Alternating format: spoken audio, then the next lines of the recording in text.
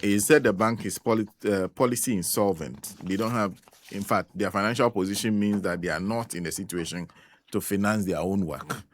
Then the second one he was saying was about the fact that from their reading of the accounts, the bank actually made a loss of 44 billion cedis. Well, we're joined on the line by Professor GATSI. Prof is an advisor to the Bank of Ghana. Prof, thank you very much for your time. Thank you. I hope you're well, Prof. By the grace of God.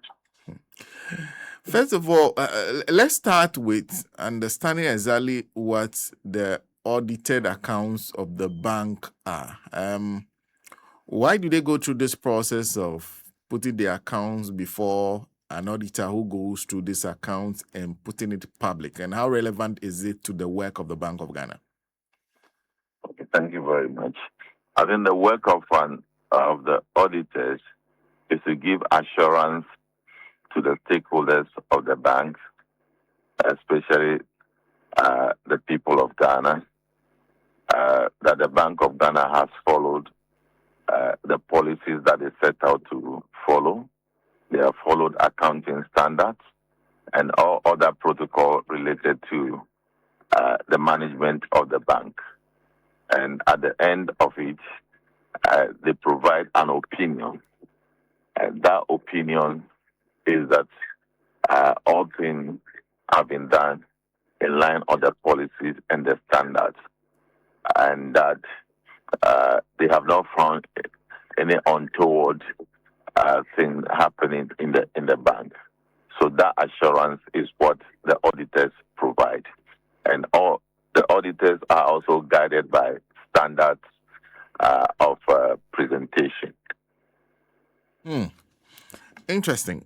In fact, a lot of focus has been on the losses. But first, an understanding of, because when you're saying the Bank of Ghana is recording losses, question is, what does the Bank of Ghana really spend money on?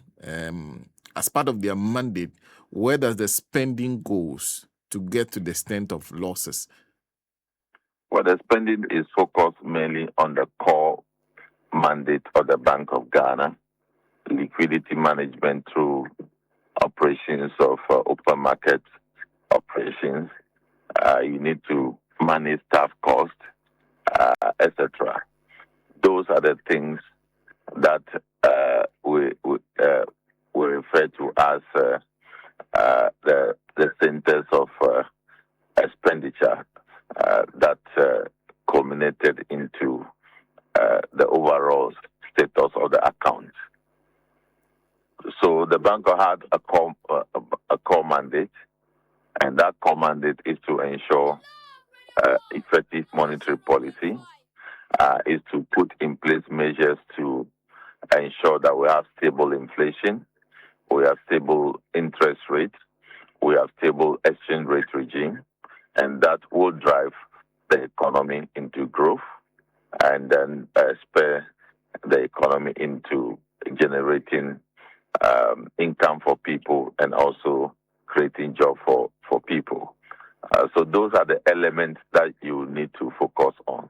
So first of all, the central bank is inflation targeting central bank because it focuses on ensuring that price stability is actually achieved, which we have seen over the period. Inflation, I believe, is now at 2.2%. I believe lending rate is below 17%, down from around 30% area. We also do know that the exchange rate is relatively stable. We have also seen other indicators like the reserve has been built significantly to about 5.8 months of import cover. So these are the role that the central bank was playing within its operational areas to achieve for the economy. And it seems when you're doing an assessment of that, You, in fact, clearly, not the seems. Clearly, you will applaud the bank for the kind of turnaround we've seen over that period. How does the same bank then declare a loss? How did that happen? I believe you have heard the officers for the bank from the gold management unit providing how those things occasion. And if you go to the gold management area, you will realize that you are achieving two things for the bank. You are building reserve and also ensuring that the gold produced in Ghana are all brought into one umbrella so that when we export, we get value for our gold. So you will need to provide the international market rate for the market so that you can buy the gold.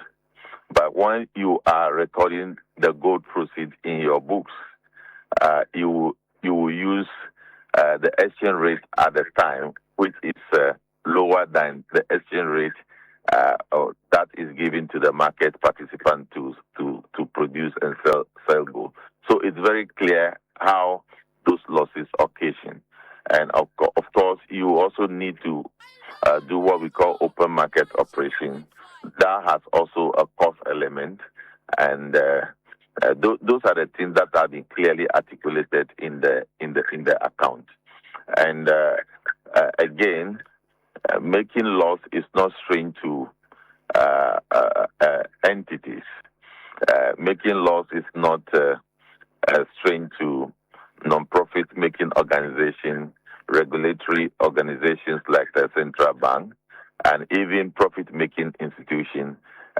Profit-making is not strange, but what is important is the profit, the loss that is made, explained in a manner for the stakeholders to appreciate that, or they have done their best. I believe that is the difference we are seeing now. We are seeing a more comprehensive, professional explanation of the account to stakeholders, and the stakeholders have understood. One of the stakeholders is AGI.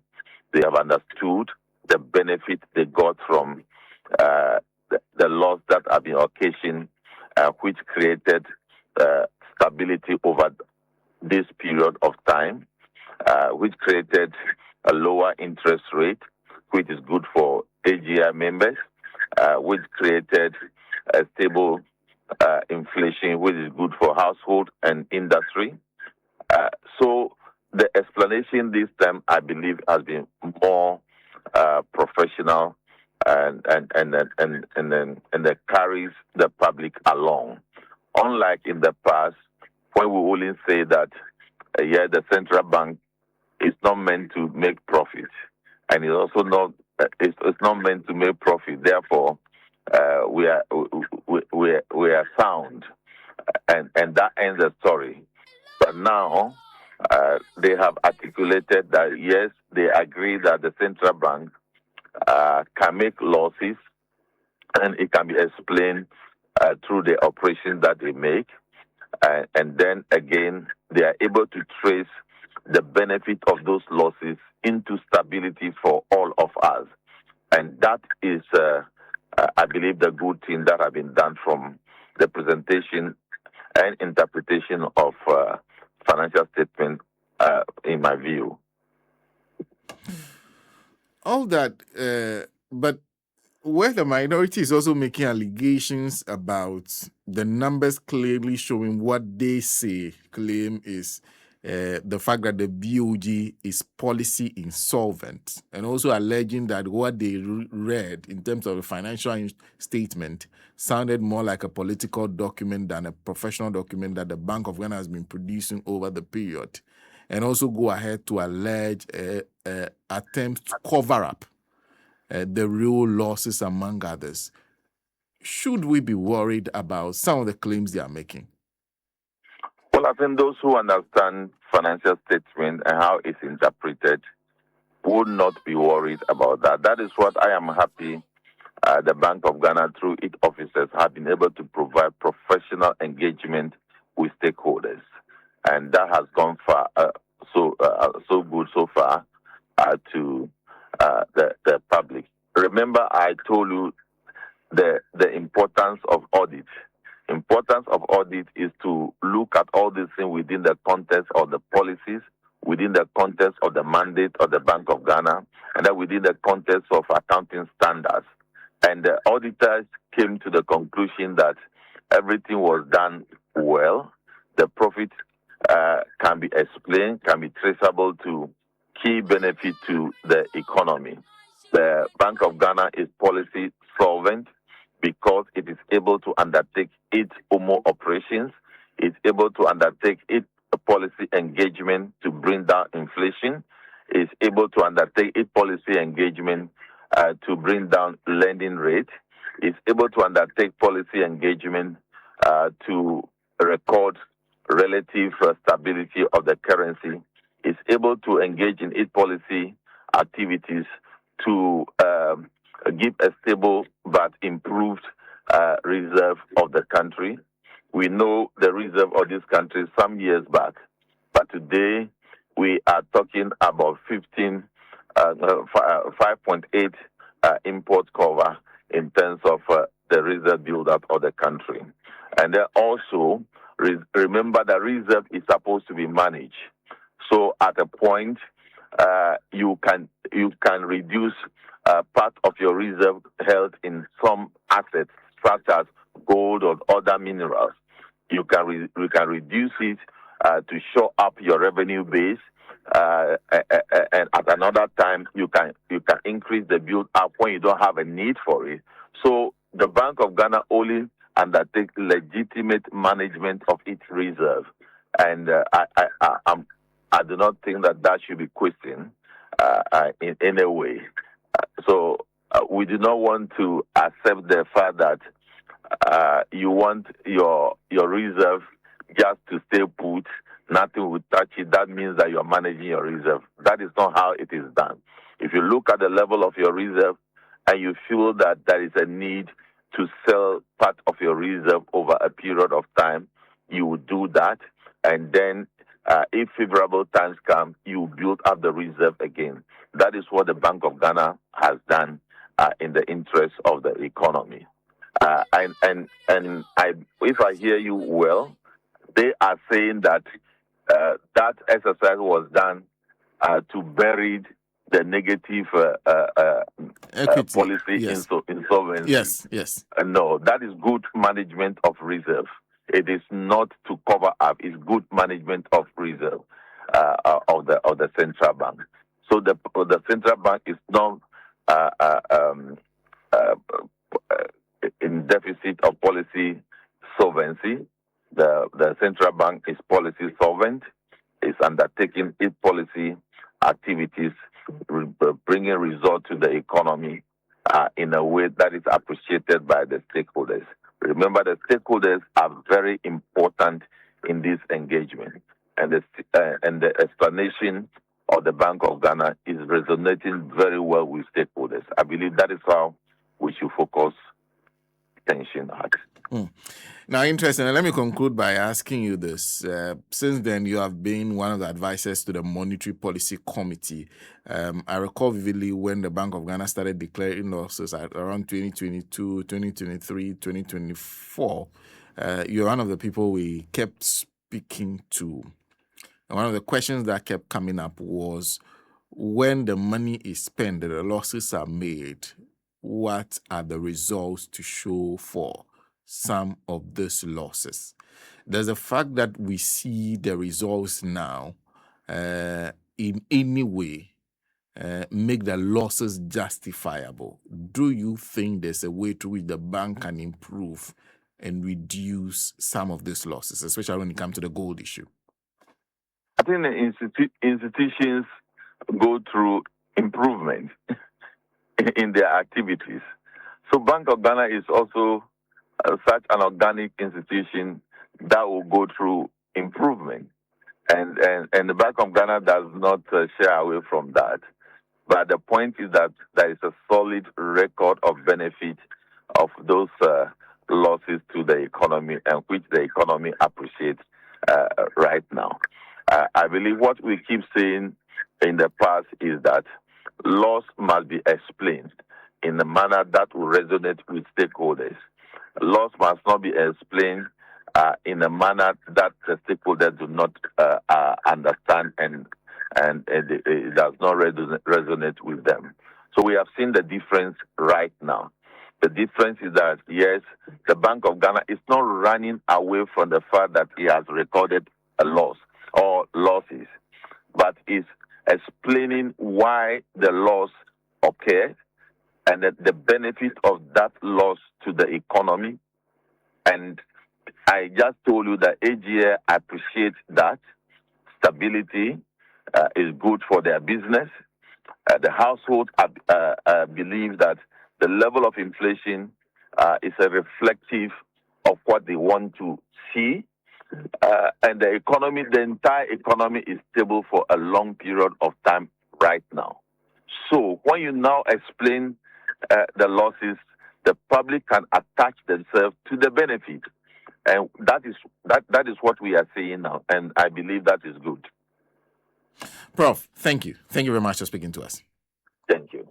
Professor John GATSI is an advisor to the Monetary Policy Committee of the Bank of Ghana. And one of the interesting things we've seen in this situation is the bank then dispatching its officers out to say, go and respond to the financial statement. And that's quite a new approach, because typically the Bank of Ghana, they can release the statement and they do a press conference if you are lucky to explain some of those. You get to ask a few questions, then they are done. But now the bank seems to be a bit more open to responding to some of these issues when they come up. And I'm sure the governor, when he has the opportunity, will not shy away from responding to some of the issues that have been raised by Kojo Ponkroma at that press conference on the losses that the bank has suffered.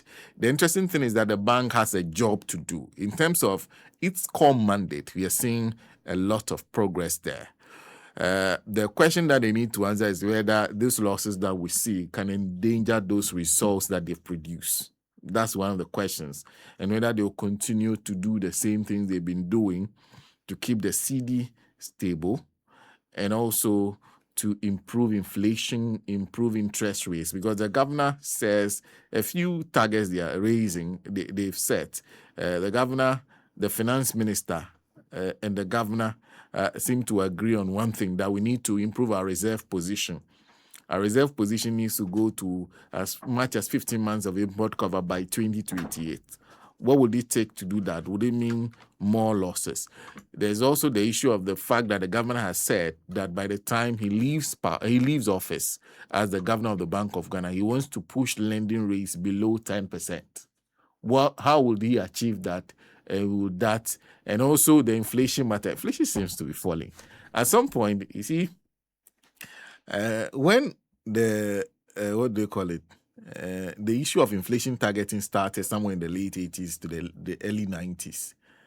One of the things that most banks did was they set an inflation rate of 2%, because they also look at what it will mean if we fall into what they call deflation, what the impact will be to the economy, because deflation would then affect maybe output in the economy, among others. There are many things. Okay, so the question is, what's the band? Because right now, if you're not careful, inflation will just continue to go down. So how do they intend to keep it stable? Because 3% is cool. Maybe lowest 2%. But if you fall below 2%, what happens? So there are those questions that are outstanding that perhaps it will be interesting. I will try and see if we can get some people from the bank to join us in studio for us to do that engagement. We're also making an effort to speak to Ataisa. Ataisa is member of parliament for Senior, like I said, one of the rising stars in the majority.